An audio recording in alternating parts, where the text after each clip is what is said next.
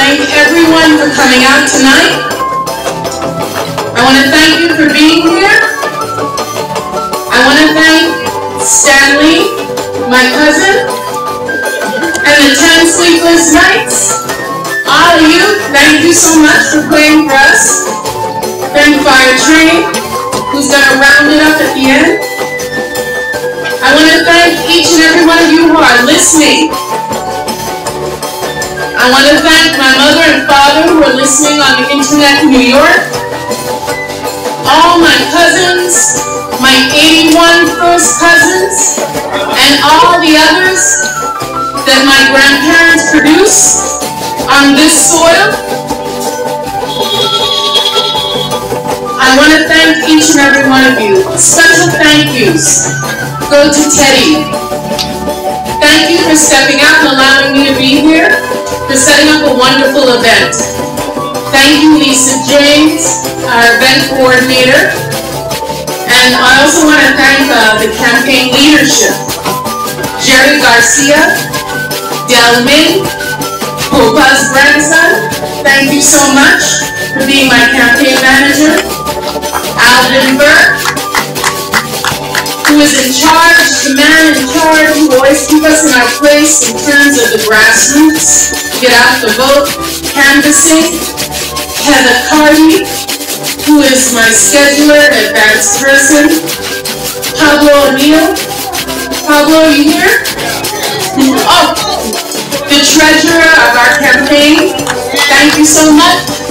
Marvin Pickering, who could not be here, who was traveling, who is our finance committee head. I also want to thank Jason Charles on St. Thomas, who is heading up my St. Thomas team, and Aubrey bridging the Gap Bridge water on St. John, heading that up for me as well. And of course, a special thank you to my in-laws, Carla and Gideon Small, my parents, Leroy Plaskett and Magdalene Hendricks. She told me to make sure I get the Hendricks in. And also to my husband out there, Jonathan Small, who is with our daughter, Talia. My son, Israel, is in the back. My oldest son, Jeremiah, is also out here. My oldest son came over from St. Thomas for UBI. And I have 2 other sons. People don't know I have 5. 2 other sons that are still in the States. They couldn't find work home this summer, and so they're working up in the States. They're both in school. Christian, who is studying architecture and engineering at Lehigh, and my son, Ariel, who's pursuing his acting career. That's enough thank yous for the moment. Of course, I'm going to get back to that. But I just want you to know a little bit about myself. My family comes from modest means. Both of my parents are Prussians, Hillsiders. I grew up between the Kennedy Housing Project here, as well as the projects of Brooklyn, New York, Bushwick, Williamsburg, giving a shout out to New York. The other day I spoke with Central High School, and I told them that I understand hard life. I understand gangs and poverty, but not to shun where you come from, but it doesn't define who you are, your total picture. Because I know that my hard-working, proud family was committed to bettering themselves no matter where we lived. My father, Leroy Plaskett's family have a long history of law enforcement. My father was a New York City cop for 30 years, and my grandfather was the Deputy Commissioner of Police of these Virgin Islands. My father's family worked tirelessly to create the Democratic Party here in the Virgin Islands, and my mother's family, the Hendricks, hard-working, some say frugal, diligent people. My great-uncle, Christian Hendricks, the Market Square is named after him, but many people do not know how that man got up every morning at 3 a.m., went to bed late at night to have what he had. And they also don't know about my grandmother, Rosalind Burke, who in the 1940 census was listed as a washwoman. But she was also a professional heckler, and that's how my grandfather met her, as she was heckling for money from opposing politicians in the Market Square on Wednesday evenings. So that's passed on to me. Agitating, advocating, calling people out. That's what I want to do. I have never taken the easy route, as my sons and others will tell you. I have always had the fight to win, to call injustice and to be a forerunner. Tell me it can't be done, and I'll make sure it happens. We are in pivotal, crucial times here in the Virgin Islands. We cannot wait for mediocrity to decide it has had enough. It will never be enough for mediocrity. They will always want what they have. We must push for power. We must push for new ideas, for creating bigger, broader principles than what we have now. We need our proper share of the American pie. And I say the little piece of crumbs that we're getting is not enough. A vote for me, a vote for Plaskett for Congress is a way to receive that. I've heard it said that I am not qualified for the job, that I should wait my turn, that the person there now has it under control. Well, I have worked in Washington. I understand Washington. I understand what things to happen on the Hill.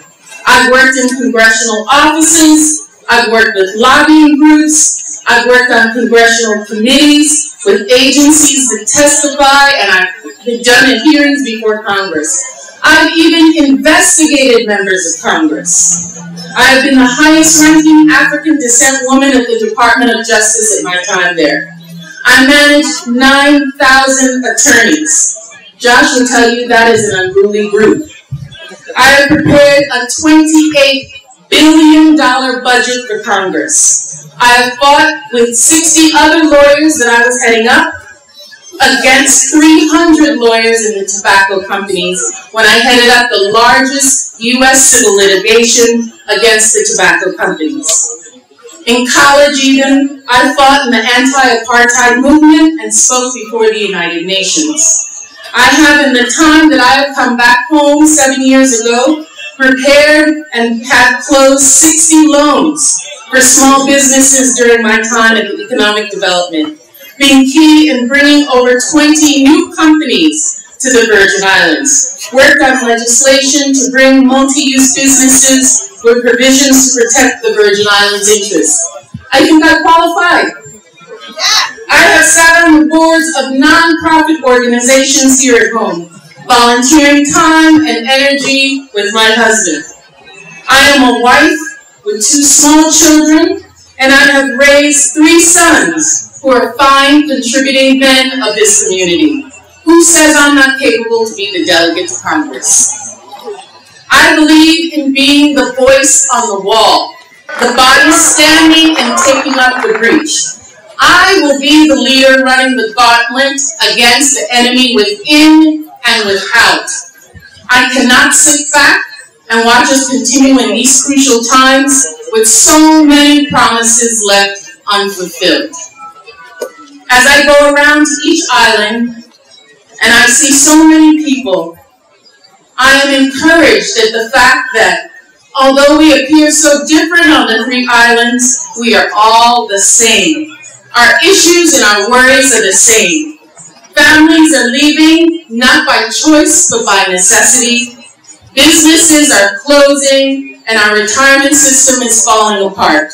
We are failing our schools and our children, and crime is rampant, with no clear future for our children. Are we better off in the past 18 years that our delegate now has been in Congress? Have we better off than we were 5 years ago, 8 years ago? I say not. These are issues that are important, and I'm challenging the delegate to a debate, to several debates on these issues. I want to discuss the issues and not personalities. I am not going to engage in the whisper campaign that other people are engaging in. At this point, shouldn't it just be about the record? Shouldn't it not have to be about my personality or anyone's personality, or who may be backing me or not backing me? Shouldn't it just be that that person could run on their record? Shouldn't the delegate be able to show that she has a substantive enough record that she doesn't have to engage in discussions about when I became a Democrat, when I wasn't a Democrat, I haven't paid my dues. Who do I owe dues to? Who do I owe dues to? I think I have paid my dues, plenty, my family has paid dues, and I'm here to do the work. That's what it's about, the work. Shouldn't the issues be the focus? And not trying to put a record of significance, of insignificant things, and not trying to pass off entitlement and monies that would have been coming here anyway, and saying that that's in your press release what you're bringing to the Virgin Islands. We're not falling for that. We know we would have gotten that anyway. Show us something new. Show us something that you bring to the table that's above and beyond what we have right now and what we should have been getting. And you know what I say when I go to the islands? I say, St. Thomians, I hear you with your high energy costs, your rising crime, your broken roads. Big St. Jonians, I hear you with your federal transport issues, land ownership issues, need for a school and healthcare systems. I hear you, Cruisians, with your loss of jobs, your failing schools, the stagnant agriculture here on this big island, and troubled fishermen. You should have multiple size that you are now. And still in Washington, they're making you go smaller and smaller with the land that you can fish on. As if you're not responsible about what you take from the waters and bring to the people here. These waters should be exporting things, not just feeding ourselves, and even that is being limited each and every year. I hear you, and I am not afraid to stand up and fight for all of us. Why does the Northern Mariana Islands have Social Security introduced, SSI introduced, and not the Virgin Islands?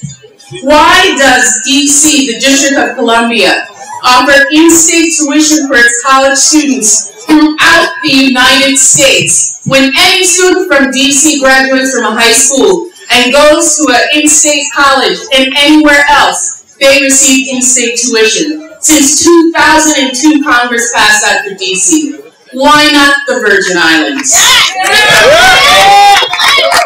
Why is it that there is no other territory that has customs duty imposed on it except the Virgin Islands, with our businessmen losing millions of dollars a year? These are missed opportunities. And I'm going to tell you why I think they're missed opportunities. I say it's failed leadership. Seniority without substantive leadership is nothing in the House. Some of the most powerful members of the House are not the ones that have been there forever.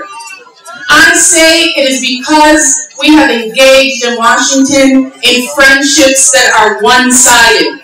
Friendships that bring at least the people of the Virgin Islands nothing for the amount we have put into that friendship.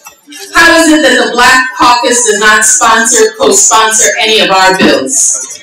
How come they are not joining us in the fights that may be difficult? And I also say, shame on you, Virgin Islanders, who sell out your birthright for a ticket to a Black Caucus dinner and a weekend party. Shame on you for selling us out for some contributions of money, like your Esau selling his birthright because he wanted a meal that night. I want to work for the greater good of the people, and our alliances should be for the larger good, not self and family alone. These times are too crucial just to think of yourself. You need to be thinking about the Virgin Islands as a whole and what is good for all of us. It should not be about personality. It should be about the people. I say it's because people can't step outside the box in Washington. They have an inability to cross the aisle when needed. The delegate from DC, a law professor with no vote. This woman has no vote just like us. How is it that she's considered in the top 3 percentiles of lawmakers in Washington. I'm going to tell you why. Because like her, PR, Puerto Rico, the Northern Marianas, America, Samoa, have measures that we don't have because they do not alienate themselves and their people from whomever in Washington is willing to help us. I will work with whomever is about the Virgin Islands. I am about the Virgin Islands caucus, not just the Black caucus. I say it's because in Washington, we have engaged in a fear of taking on the difficult tasks. Customs duty issues. Let's not even go into the lost revenues that we had from the gasoline excise tax. A call for a referendum on our status. The CFO bill is a perfect example. I admit we have issues and we need change in our financial stability and transparency. But rather than rolling up your sleeves and working for that transparency here, finding increased funds for our own Inspector General so that he could generate more audits, have more personnel, advocating, how about this one? Advocating for the election of our Attorney General, rather than one appointed by the governor, who's accountable to the people. Why would you want Big Brother over us when we have to pay for him as well? We have a receiver over our Corrections Bureau.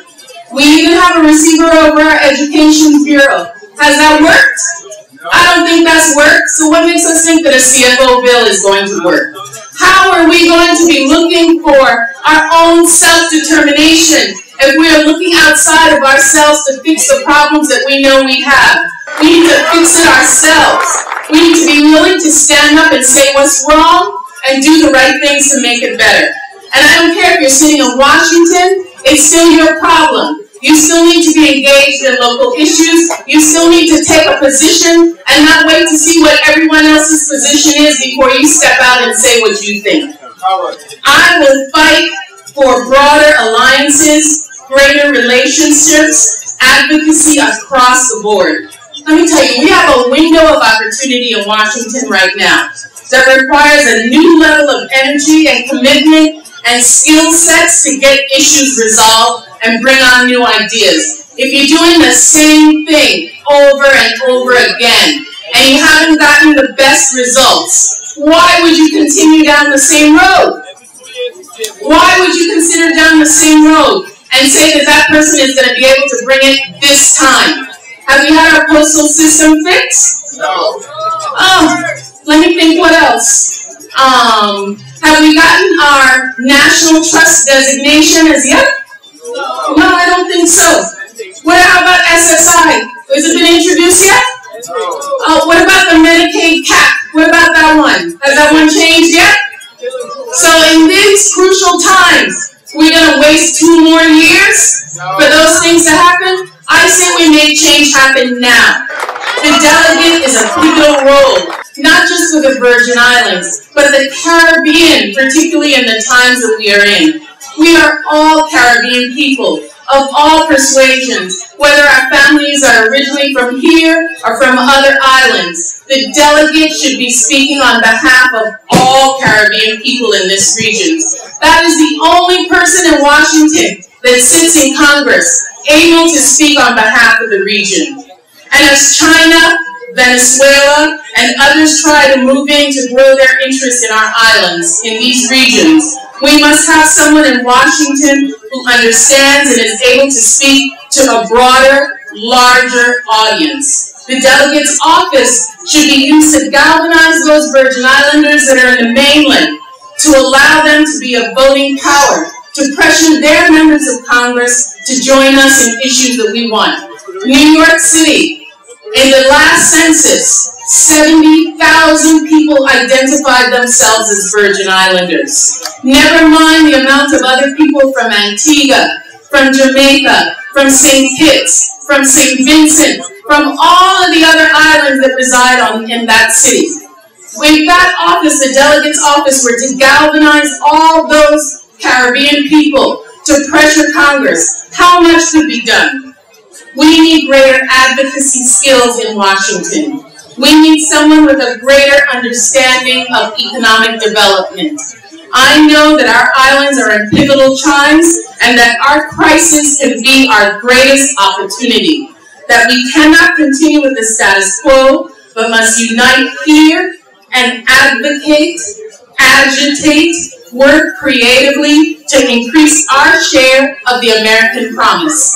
And I promise you that I will be that person in Washington. I know that through new energy, development of creative ideas, and vigorous, nuanced advocacy, we can advance ourselves economically, educationally, strategically. I have decided to help in my way to pave the road for a greater Virgin Islands. These times must be for people and not for, I'm even going to say it, for politics.